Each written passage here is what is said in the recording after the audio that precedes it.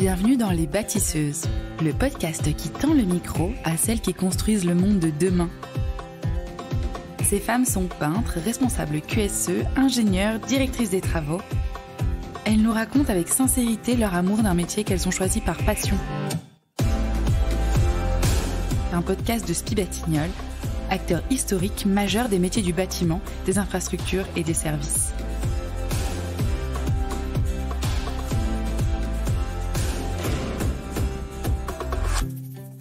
Déborah travaille chez Spi Batignolles depuis près de 15 ans. À 19 ans, son BTS en poche, elle commence sa carrière en tant que conductrice de travaux chez Outarex, qui sera ensuite rachetée par Spi Batignolles. À l'époque, elle est la seule femme à ce poste dans l'entreprise. Grâce au soutien inconditionnel de sa famille et à la bienveillance de ses collègues, Déborah réussit à trouver sa place dans un milieu professionnel très masculin. Quand son premier enfant arrive, elle change de métier pour se dégager du temps. Un jour, son ancien responsable l'appelle pour lui demander de revenir. Avec son mari, ils imaginent ensemble un système pour que chacun et chacune puisse s'épanouir dans le métier qu'il aime. Déborah, aujourd'hui directrice de travaux, vous partage son expérience pour montrer la voie aux générations à venir, mais aussi pour encourager toutes celles qui n'osent pas encore franchir les portes d'un chantier. Bonne écoute! Je suis vraiment très très heureuse de te recevoir, Déborah, sur ce podcast. La toute première question, je voudrais bien que tu me dises quel était le métier que tu voulais faire quand tu étais plus jeune. Alors du coup, petite, j'aurais bien aimé être architecte. J'avais vraiment un goût particulier pour le dessin et du coup, je voulais me lancer là-dedans. J'étais pas très forte en mathématiques, donc je suis partie sur un bac STI plutôt qu'un bac S. Et voilà, et en fait, j'ai atterri en STI génie civil où j'ai fait du dessin, mais du dessin plutôt technique que du dessin architectural. Et en fait, ça m'a plu, donc j'ai continué. Il n'y a jamais eu de frustration sur l'architecture ? Non, pas du tout. Je me suis rendu compte après par la suite que je m'étais pas du tout trompée. Voilà, c'est pas du tout le même métier et il y a moins cette valeur humaine qu'on peut avoir sur les chantiers. Enfin, le rapport est toujours, quand on est architecte, on a besoin d'eux, ils ont besoin de nous. C'est pas le même rapport, aux personnes. Ils font les plans, ils font toute l'étude. Ils ont un très beau métier aussi. Mais je me suis rendu compte après par la suite que c'était pas du tout un métier qui me correspondait. Je suis donc directrice de travaux depuis 1 an et demi. Et depuis 1 an dans l'entité Boyer et depuis 15 ans dans l'entité Outarex, Spi Batignolles. Je suis arrivée quand j'avais 19 ans. Et voilà, j'en ai 35 aujourd'hui, je suis toujours là. Donc moi, j'ai fait conductrice de travaux, c'est ma formation. Donc j'ai fait ça pendant plusieurs années.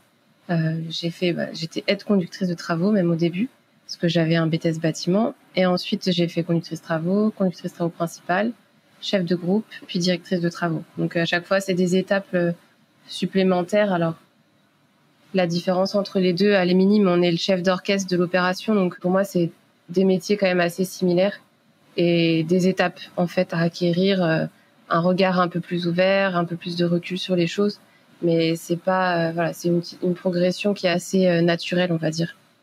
Est-ce que tu pourrais m'expliquer un peu en quoi consiste ton métier au jour le jour pour quelqu'un qui connaît rien du tout? Alors moi je suis multisite, donc j'ai un chantier à terminer là dans le 91 et j'ai 2 autres opérations. Donc quand on est multisite, c'est différent que sur des grosses opérations. Du coup, je fais quand même pas mal de routes. J'essaye de passer une journée minimum sur chaque opération. Je m'occupe avec les équipes des réunions de chantier, des points durs, des courriers importants. J'essaye de driver les personnes sur les choses qu'ils ont besoin. Directrice de travaux, pour moi, c'est vraiment accompagner toutes ces équipes à bien réussir leur opération. Donc que ça soit sur le plan gestion financière et sur la partie planning, sur des problèmes qu'on peut rencontrer avec certains corps d'État. C'est aussi avec les clients, avec des architectes aussi qui sont de plus en plus méticuleux. Voilà, donc moi je les accompagne et j'essaye de les aider, de pas les étouffer et en même temps de les épauler pour pas que ça soit trop difficile pour eux. Ok. Et c'est quoi que tu préfères dans ce métier ? C'est quoi qui te fait lever le matin ? Moi, ce que j'aime dans ce métier, c'est le rapport humain. C'est d'être avec tout un tas de personnes totalement différentes et de s'adapter justement à toutes les personnes différentes qu'on a, des hommes, des femmes, des architectes, des clients, des compagnons, cette richesse, je trouve, humaine qu'on a dans le bâtiment. Enfin, en tout cas, c'est cette partie-là que je préfère. Et du reste, voilà, c'est directeur de travaux pour moi, c'est ça, c'est diriger les hommes, les équipes, les emmener là où tu as envie de les emmener. Et du coup, voilà, si t'as pas cette fibre un peu humaine, je pense que tu fais pas un très bon directeur de travaux. Être directrice, comment ça s'est passé en tant que femme? Est-ce que être directrice, c'est différent qu'être directeur? Est-ce qu'il y a eu des épreuves ou pas? Voilà, comment toi tu l'as vécu en tant que femme dans le bâtiment? Moi, pour l'instant, enfin, en tant que femme, j'ai pas eu de soucis particuliers. J'ai la chance en fait d'être dans une direction qui est quand même assez ouverte d'esprit, avec des jeunes managers qui ont entre mon âge et 40 ans, on va dire. On a une direction pareil qui est très ouverte sur le sujet. Donc du coup, c'est vrai que j'ai pas eu de difficultés. Alors, je dirais pas que j'en ai pas eu du tout au tout démarrage. C'était un peu différent. À 19 ans ou 20 ans, on s'assume moins qu'à 30 ans. Donc c'est vrai que le démarrage, il a été quand même difficile. Il y a 15 ans, enfin les bases vie, elles étaient pas faites pour avoir des femmes, hein, tout simplement. Les hommes que je rencontrais n'étaient pas habitués à avoir des femmes conductrices de travaux. Mes managers n'étaient pas habitués à manager des femmes. Donc c'était pas évident. Ça a pas été facile tous les jours. Après, à partir du moment où moi j'ai été manager, en tout cas au sein des équipes, je rencontre pas de difficultés. Des clients, des architectes non plus. Je pense que même les hommes, ça fait la même chose, hein. Et puis plus les années passent et plus on est légitime dans notre métier, dans nos approches, etc. On est plus écouté, plus on peut pas dire tout est merveilleux. C'est le monde des bisounours, c'est pas tout à fait ça, hein. On a toujours des personnes un peu macho, on a toujours des petites blagues, voilà. Ça arrive, hein, mais c'est possible d'être directrice de travaux, d'être maman, d'être une femme épanouie. Tout ça, ça fonctionne, ça peut marcher. Quand tu as dit la base vie, je veux bien que tu reprécises un peu. Ce que tu entends par ça, ça doit être un mot très technique du bâtiment, ou peut-être pas du tout technique, mais voilà. Non, c'est pas technique. Et tu as dit, il n'était pas conçu pour recevoir des femmes. Qu'est-ce que ça veut dire? Bah, en fait, les bases vie, c'est les cantonnements, en fait. C'est les bungalows de chantier. Donc, c'est là où on s'installe pour faire notre opération. Donc, moi, quand je suis arrivée, mon réfectoire, c'était mon bureau, ma salle de réunion. Enfin, c'était vraiment pas fait pour m'accueillir, quoi. Quand je suis arrivée il y a 15 ans, les moyens étaient un peu différents et c'était pas tout à fait adapté pour moi, quoi.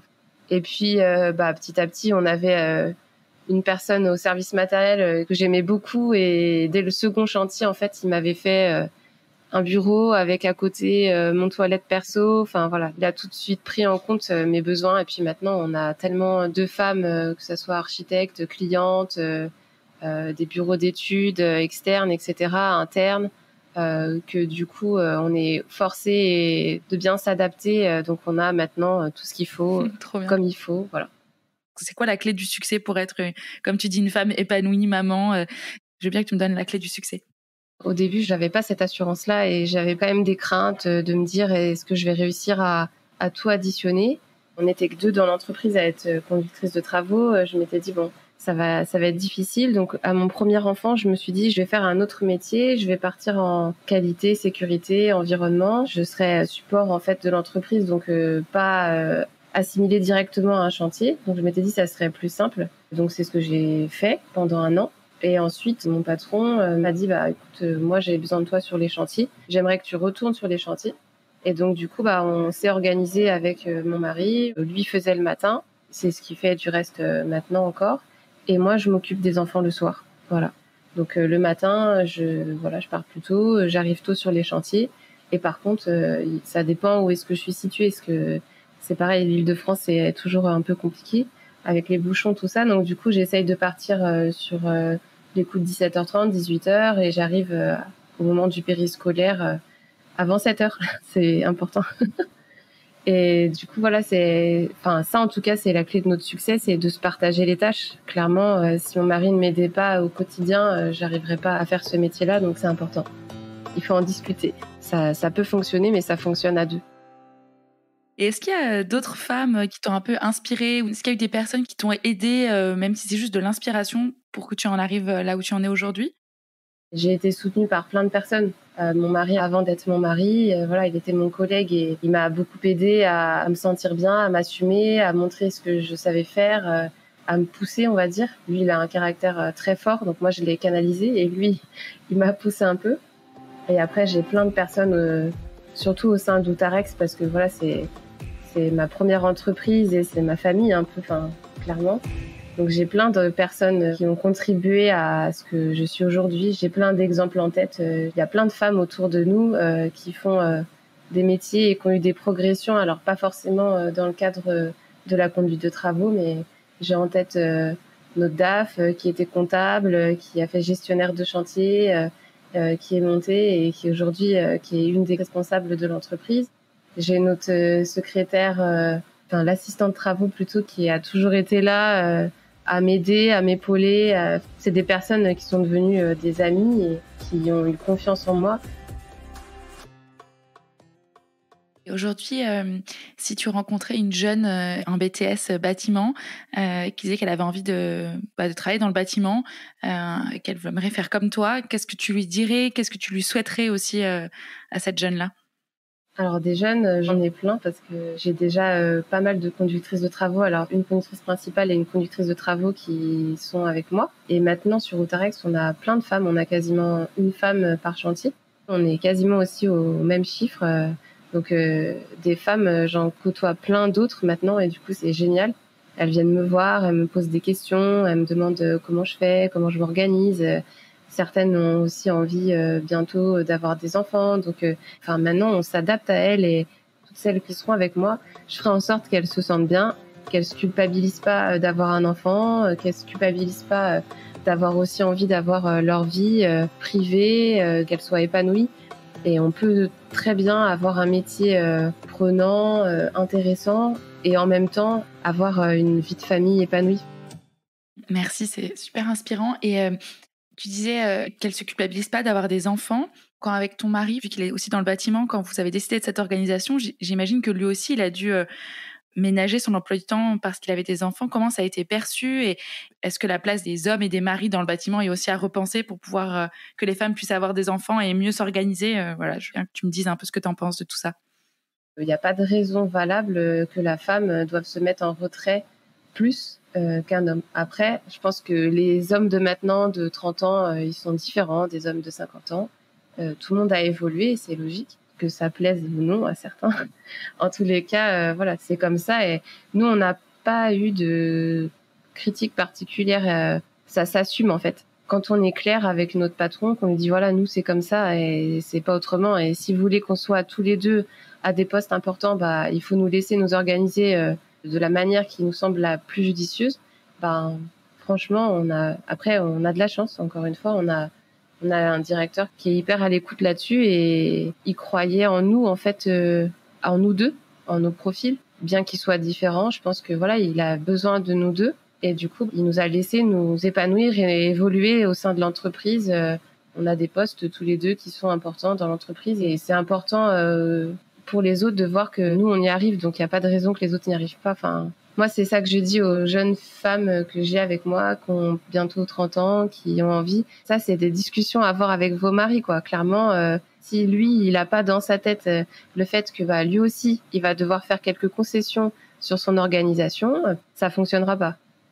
Quand on t'a proposé d'intervenir dans ce podcast sur la mixité, qu'est-ce que tu t'es dit et pourquoi tu as accepté? Moi j'ai accepté parce que enfin, on parle un peu de ça. Même si moi, j'ai pas ressenti, on va dire, de grosses problématiques jusque-là, on va dire.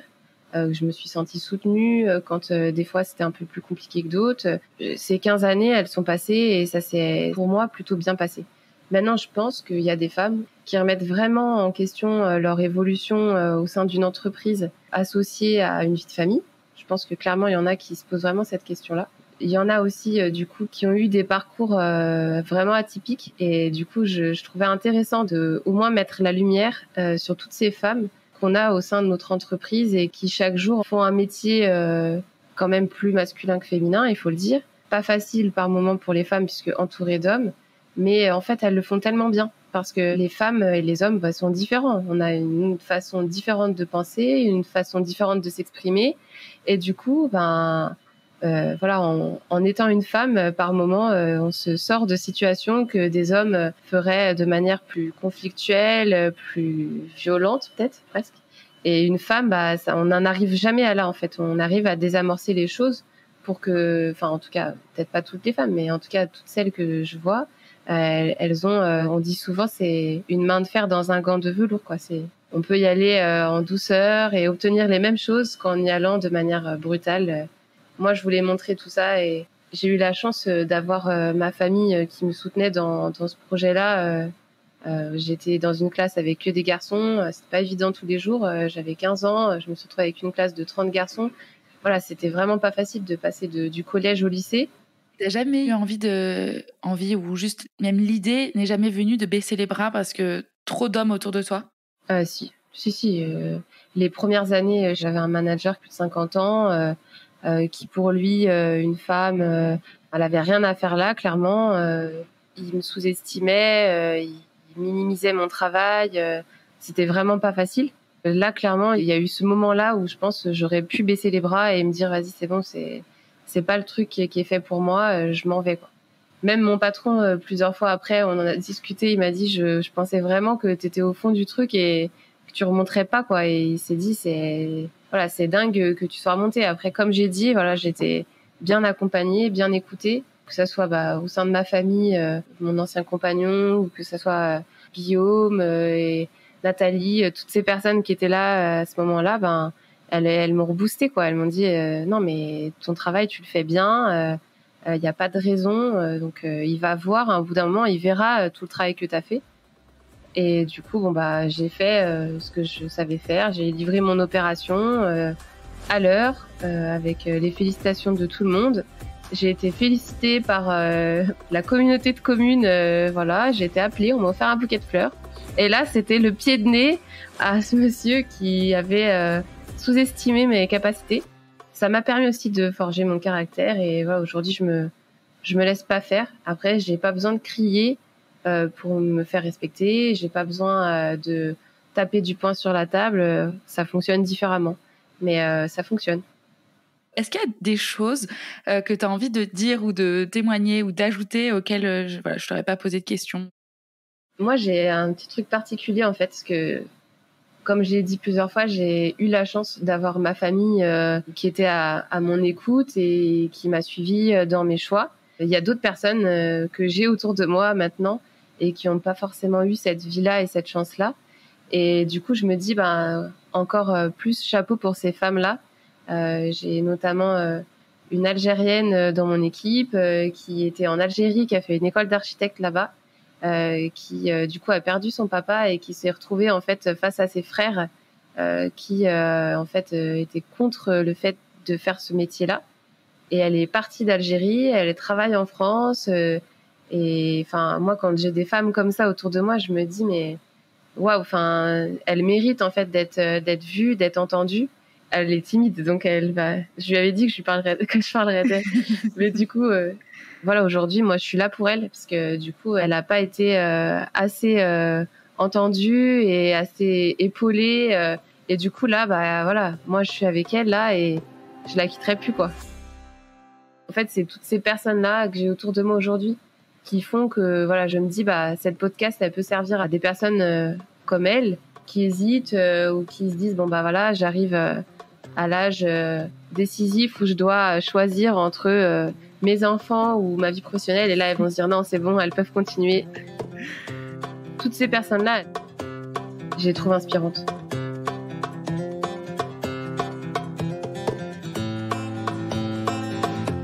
Si vous avez aimé le récit de Déborah, soutenez le podcast Les Bâtisseuses en mettant 5 étoiles sur votre application d'écoute préférée.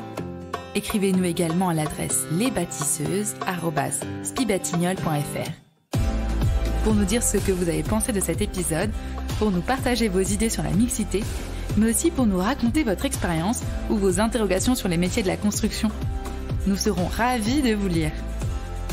Et pour en savoir plus sur le groupe Spibatignol, vous pouvez consulter notre site internet www.spibatignol.fr et nous suivre sur les réseaux sociaux, LinkedIn, Facebook et Twitter. À bientôt!